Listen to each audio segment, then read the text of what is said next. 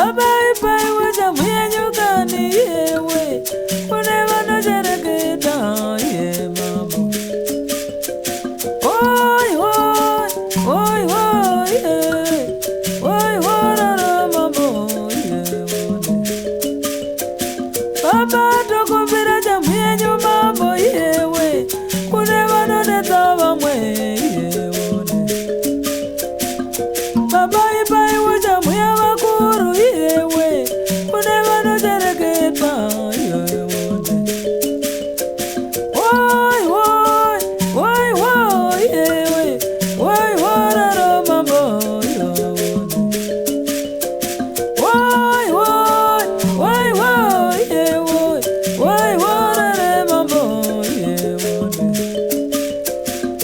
Baba tokumbira simba lenyukani yewe kune vanotambudzika ye mambo. Baba ratidzai simba renyu mambo yewe kune vanotambudzika ye mambo. Oi hoi oi hoi ye mambo. Oi hoi oi hoi ye wone. Ratidzai simba renyu mambo yewe wone.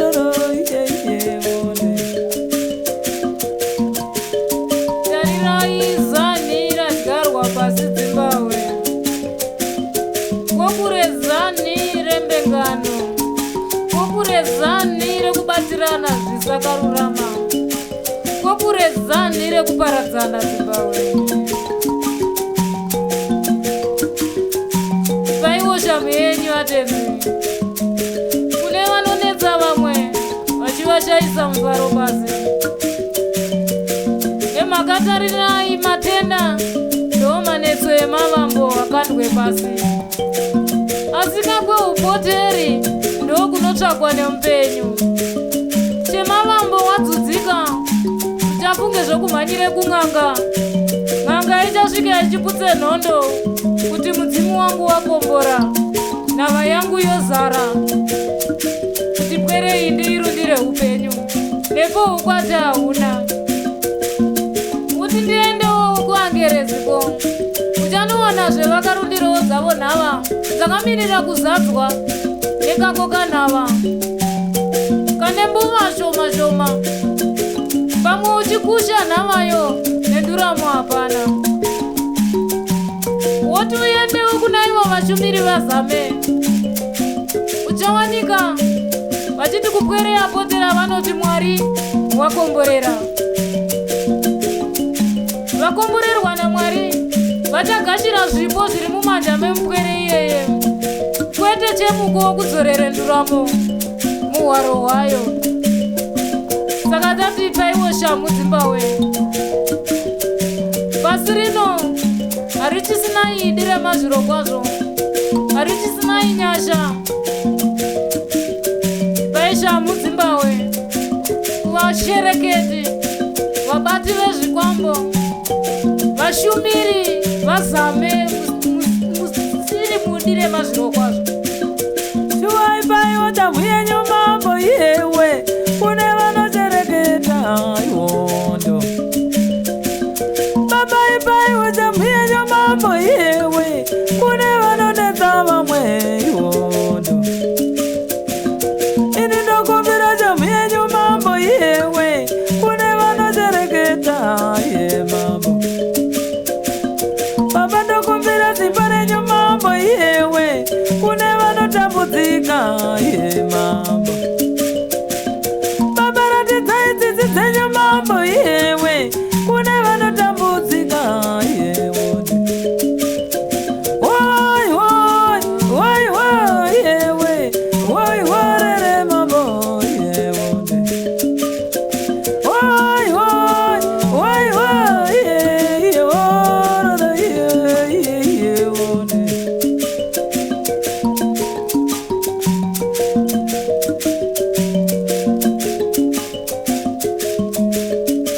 Tiratidzaiwo simba renyuka naizame.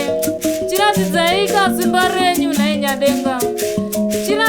haiwo nyasha dzenyu kuchisikwa chipenyu chiri pano pasi, mukati mechisikwa chipenyu chiri pano pasi motiisirawo ukomberedzi hwenyasha, ukomberedzi hwerudo, nemhaka pane chipi chose chisikwa chiri pasi. Rudo ndo chiro chemavambo, asi chionai nhasi gate rerudo rapwa. Munhu wotsvaka kupfuma nekupotera kwemumwe ane hondo yamudzudza, munhu wotsvaka kunotenga zvakamururamira nokuda kwechipo chabva munhava yayoyo, asi chenduramo hapana ikurundira Zimbabwe. Ipai shamhu atenzi chokwadi paiwo chamuyenyu mambo yewe, kune vanochereketa iwondo. Baba ratidzai zimba renyu mambo yewe, vanenyu vatambura kani yewonde. Baba ratidzai tsitsi dzenyu mambo yewe, vanenyu vatambura mambo yewonde. Woi woi woi woi yewe, woi woi mambo yewonde. Woi woi woi woi yewonde yewonde.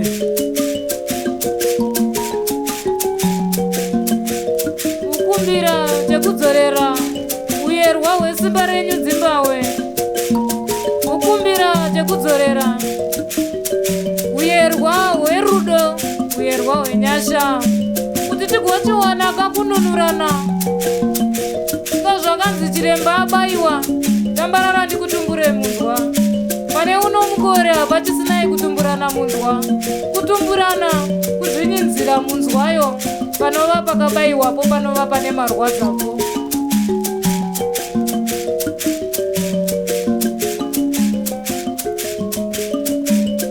Ratidzai simba renyu samatenga, ratidzai simba renyu mondoro dzapasi. Isu takumbira chamhuya vakuru yewe, kune vanochereketa iwondo. Isu takumbira chamhuya vakuru yewe, kune vanodetsa vamwe iwondo. Baba ratidzai simba renyu kani yewe, kune vanotambudzika yemambo. Baba ratidzai tsitsi dzenyu mambo yewe, vanenyu vatambura mambo yewe. Woi woi woi woi yewe, woi woi mambo yewe.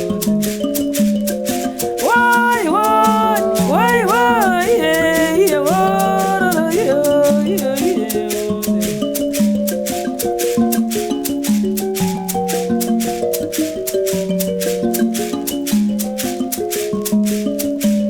Kandai shamu yenyu pasi Zimbabwe, irange vanotadza vachiziva, irange vanosunda mbengano pasina idaka, irange vanoshayisa vamwe dendemaro. Ratidzai simba renyu Zimbabwe, munyurire ivavo vanyudzwa mumatambudziko. Pakuwanikwawo kavagaichiri vezwi verichauya mangwana, vesunzumaro ramangwana, venduramo itsva yamangwana, nemhaka nduramo yoyo haigashidzwe parinda asi ichagadzirwa pachipenyu, chichave chashongerwa rudo, chigonyururwawo mumadzudzo, matenda, mbengano, chofutsiridzwawo choiswa ukomberedzo. Muratidza simba renyu Zimbabwe.